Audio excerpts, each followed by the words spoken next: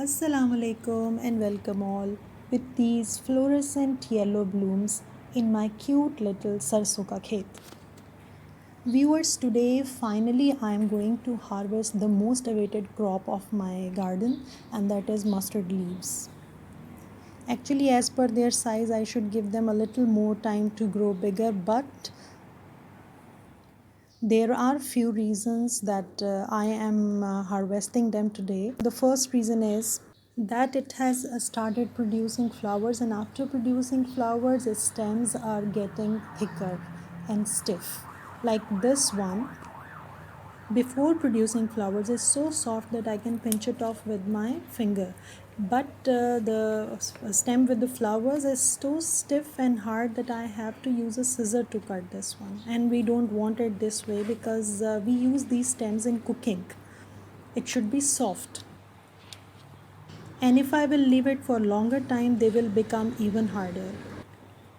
Secondly, the mature stems will start producing these pods, which we don't use in cooking basically because they are a little bit bitter in taste. Even these harder stems are bitter in taste, and these stems and pods take a little bit more longer time in cooking. So we don't want them. Look at this. This is just about to flower, and it is so soft.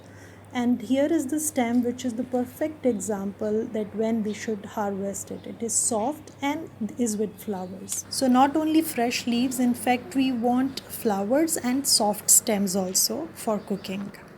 And the third reason is that I have already lost almost 30% of this crop from this area.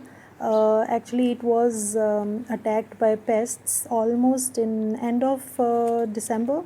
They were badly infected actually. It was really a severe attack.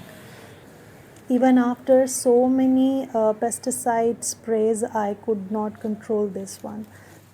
So finally I had to remove all these leaves, and even I did not add these leaves in my compost. And after removing all these infected leaves, I had to keep this mesh wire roll here to avoid street cats who started coming here to spend their leisure time, and now they are spoiling more leaves here. So now, without any further loss, I want to take these fresh leaves and use them for cooking. So let's start harvesting it. Harvest it leaf by leaf or cut it from the stem. In both ways, it will regrow just like spinach. But if you don't want to regrow them, then pull the whole plant from the roots. I will first cut it from the stems as bunches because it is easy to wash and use them in kitchen. It is easy to clean them basically. Then later I will pull out the leftover stems and roots to clean the garden bed. So while harvesting these leaves, I will be talking about that why and how do I grow these leaves. So first I will tell you that why I am growing these delicate leaves and why I am taking so much hassle to grow it. Here in UAE we don't get these leaves in supermarket, and my family is fond of this. So I am growing it at home so that we can enjoy this at least once or twice in a season. This is basically the specialty of our hometown Punjab, and there in local language we call it sarson ka saag, and it is served with makki ki roti. And viewers, it is not necessary that you will have a piece of land or some garden bed, then only you can grow it. It can be grown in pots also. I have started this around 7-8 years before, and I'm growing it every winter. I started this one in a basket, and it really gave me good results. Then I started growing it gradually in more quantity, and now I am growing it in garden beds. Yes, it is a delicate crop. It easily gets affected by pests and insects, but it's very healthy, tasty, and because we like it, so I take that hassle of growing it. Now with the help of some flashback clicks, I will show you that how I started this year's crop. First of all, in mid October, I cleaned my garden bed and removed unwanted old stuff. Then, to renew the old soil, I added cow dung compost and potting soil with some dried neem leaves. I kept watering it for a week and then made some partitions to facilitate proper water flow. I used these rye seeds to grow mustard leaves. They are easily available in supermarkets, and I have sprinkled these seeds on the partitions. And then, after 3 to 4 days, they started sprouting and beautifying the garden beds. Because I have sprinkled them roughly, so I had to thin them out later to provide proper spacing to the plants for healthy growth. Okay, on both the sides I have planted mustard leaves, but in center I have planted some mixed seeds which I have spoken about in earlier videos. So after 15 days, this was the condition of my garden bed. Now here the plants were 1 month old, and this was the situation after thinning them out.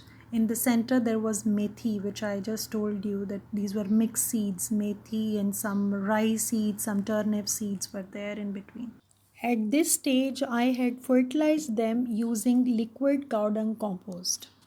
And in between, I used to spray neem oil at an average of every 15 days, you can say.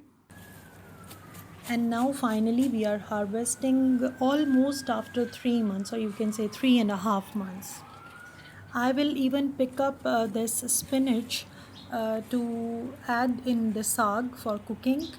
Back home we add bathu in this. I don't know what to call bathu in English, but in Punjab we are adding bathu to make it more tasty. But here, because I don't have that option, so I'm using spinach. Or even some people add methi also in that. You can even cook saag simply alone with mustard leaves, but adding these additional leaves into the saag makes it more karara actually. And this is the condition of my garden bed after harvesting, and now these garden beds will be prepared for summer vegetables inshallah in few days. Here only ginger plants are left after removing palak, I mean spinach. And here is a self-grown tomato plant. I will see how long it will survive here and if it will do good or not. And these are the waste leaves or stems or roots, whatever it is, but these are a little bit infected, so I will not add them to compost again. I'll just dispose them off. So this is today's harvest. Let's take these leaves in the kitchen and then I will show you the final product. Now simply chop, wash and add to the pot. Add seasoning of your taste. I only use salt and green chilies for flavor. Then cover and cook on low heat unless it becomes a paste like this. And now we have to add tadka in it, temper it with ginger garlic paste. And that's all, your saag is ready. Now you can serve it with the makai ki roti if you can. Actually we like to top it with butter and then enjoy it with ghar ki roti or paratha. I hope that you have enjoyed today's video and have learned something new. See you next time with another topic, with another video. Till then, take care, stay blessed, and Allah Hafiz.